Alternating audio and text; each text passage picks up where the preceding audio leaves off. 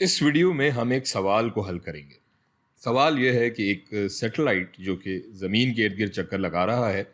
उसका मास बराबर है m के और निस्फ कतर या रेडियस बराबर है r के, और इसकी रफ्तार बराबर है v0 के। अब एक एरोस्पेस इंजीनियर एक और सैटेलाइट लॉन्च करने का फैसला करता है जिसका मास दुगना है पहले वाले से, और वो इसी मदार में या इसी ऑर्बिट में शामिल है कुछ यहाँ,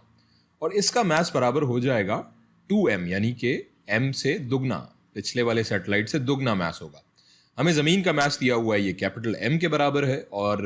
ये हमें बीच में नज़र आ रही है हमारी ज़मीन है।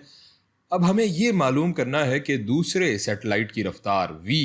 क्या होगी v0 की निस्बत।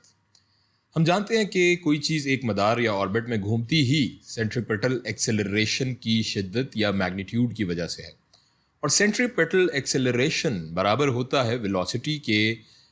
स्क्वायर्ड मैग्नीट्यूड बटा रेडियस या निस्फ कतर के, यानी AC is equal to v0 का स्क्वायर बटा r। लेकिन सेंट्रीपिटल एक्सेलरेशन का तयन किस चीज़ से होता है?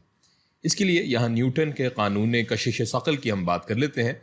अगर हम कशिश सकल की कुव्वत के मैग्नीट्यूड का आफाकी कानून लिखें तो वो होगा Fg, force of gravity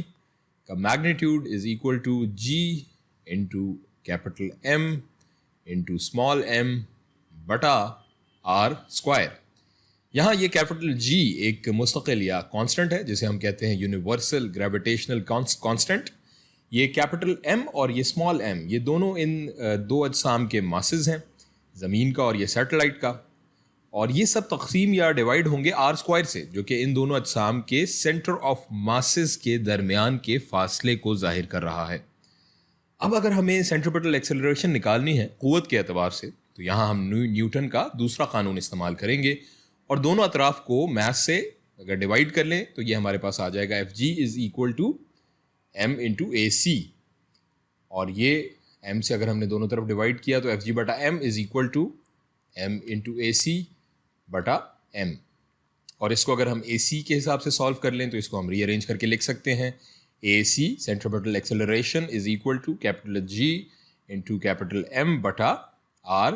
square, और यहाँ अगर हम वो वेलोसिटी जो हमें दी गई है इसी मसावात में डाल लें तो हमारे पास आ जाएगा Gm बटा R स्क्वायर, ये एक्सेलरेशन बराबर हो जाएगा v स्क्वायर बटा R के। इसे अगर हम फर्दर सिंप्लीफाई करें तो v0 स्क्वायर बराबर हो जाएगा Gm बटा R के, और v0 के लिए हम दोनों तरफ अगर स्क्वायर रूट ले लें तो v0 बराबर हो जाएगा G, capital G into capital M बटा R के। अब यहाँ दिलचस्प चीज़ देखने की ये है कि इस सैटेलाइट को जो रफ्तार दरकार है इस मदार में घूमने के लिए, उसका इन्हिसार उसके अपने मास पर तो है ही नहीं,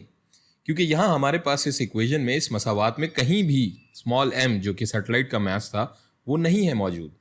तो अगर हम इसका अपना मास दुगना चौगुना भी कर लें तो इसका इसकी रफ्तार पर कोई असर नहीं पड़ेगा।